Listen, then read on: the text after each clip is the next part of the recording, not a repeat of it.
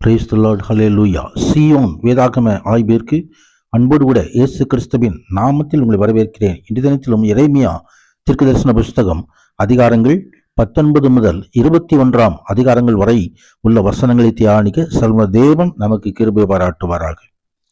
19வது அதிகாரத்திலே கர்த்தர் எரேமியாவை பார்த்து, நீ போய் குயவன் வேலையான ஒரு கலசத்தை கொண்டு ஜனத்தின் மூப்பரிலும் ஆசாரியர்களின் மூப்பரிலும் சிலரை கூட்டிக் கொண்டு கிழக்கு வாசலுக்கு எதிரான இன்னமுடைய குமாரன் பள்ளத்தாக்கிலே புறப்பட்டு போய், நான் முன்னோடு சொல்லும் வார்த்தைகளை அங்கே பிரசித்தப்படுத்து என்று ஆண்டவர் அனுப்புகிறார்.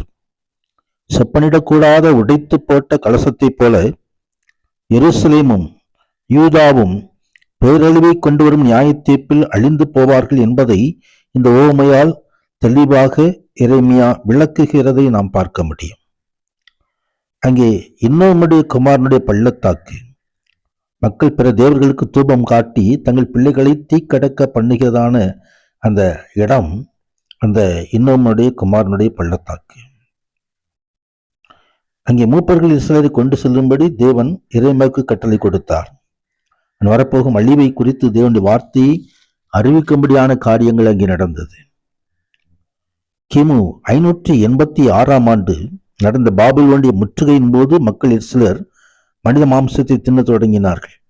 இது தேவன் அந்த படையெடுப்பின் மூலமாக கொண்டு வந்த கொடுமைகளையும் அவர்கள் அனுபவிக்கும் வெறுமையையும் காட்டுகிறது. தொடர்ந்து 20வது அதிகாரத்திலே இங்கே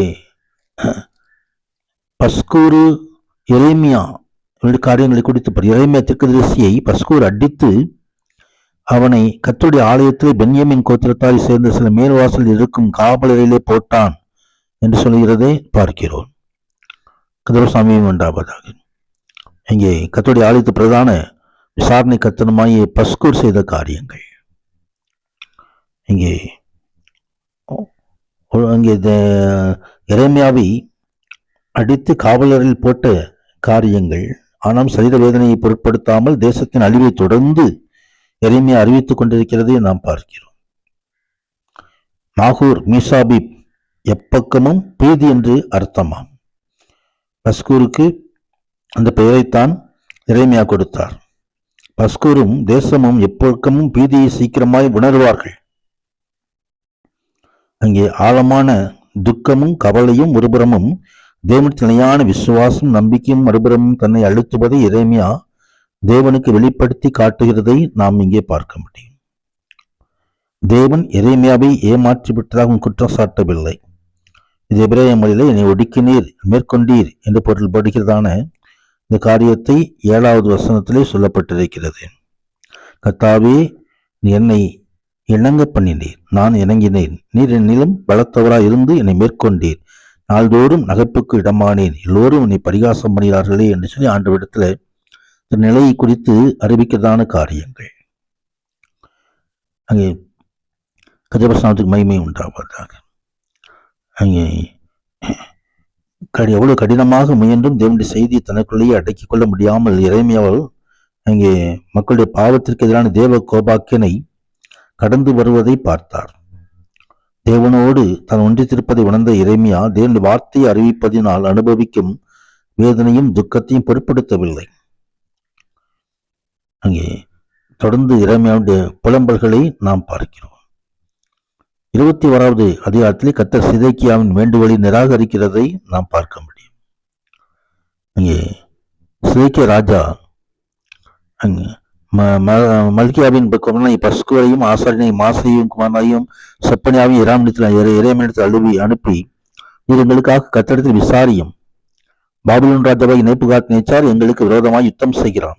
ஒருவேளை கர்த்தர் நம்முடைய எல்லா அற்புத செயலின்படியும் எங்களுக்கு அனுக்கிரகம் செய்து அவனை எங்களை விட்டு போக பண்ணுவார் என்று சொல்லி அனுப்பிய பொழுது எரேமியா சொன்னதான காரியங்கள். இஸ்ரவேலின் தேவனாய் கர்த்தர் உரைக்கிறது என்னவென்றால், இதோ உங்களை அலங்கத்துக்கு வெளியே முற்றுகை போடப்பட்ட பாபிலான் ரோஜாவோடும் கல்தையரோடும் நீங்கள் யுத்தம் பண்ணும்படி உங்கள் கைகளில் பிடித்திருக்கிற யுத்த ஆயுதங்களை நான் திருப்பி விட்டு அவர்களின் நகரத்தின் நடுவிலே சேர்த்து நான் நட்டின கையினாலும் புயத்தினாலும் கோபம் உக்கரம் மகா கொடுமையுமாக உங்களை யுத்தம் பண்ணி இந்த நகரத்தின் குடிகளையும் மனுஷரையும் மிருகங்களையும் சங்கரிப்பேன். மகா கொள்ளையா நோயால் சாவார்கள் என்றது ஆண்டவருடைய அங்கே கோபாக்கினை வெளிப்படுகிறது. இங்கே எருசலேம் பிடிபட்ட போது யூதாவின் கடைசி ராஜாவாகிய சிதேக்கியா இருந்தார். அவன் பாபிலோனை எரித்ததன் விளைவாக யூதாவும் எருசலேமும் அழிவுக்குள்ளானது. இருப்பினும் மனாசையின் பாவமும் யூதா தேவனை மறுதளித்தனுமான ஜனங்களுக்கு எதிரான தேவ ஆணை பிறப்பிக்கப்பட்டது என்பதுதான் ஆவிக்குரிய காரணமாகும். வசனங்கள் எல்லாம் தியானிக்கும் பொழுது சொல்ல தேவன் நம்மோடு இருந்து நடத்துவதாக இந்த பிரச்சனாவது மகிமை உண்டாவதாக. ஆமேன், ஆமேன்.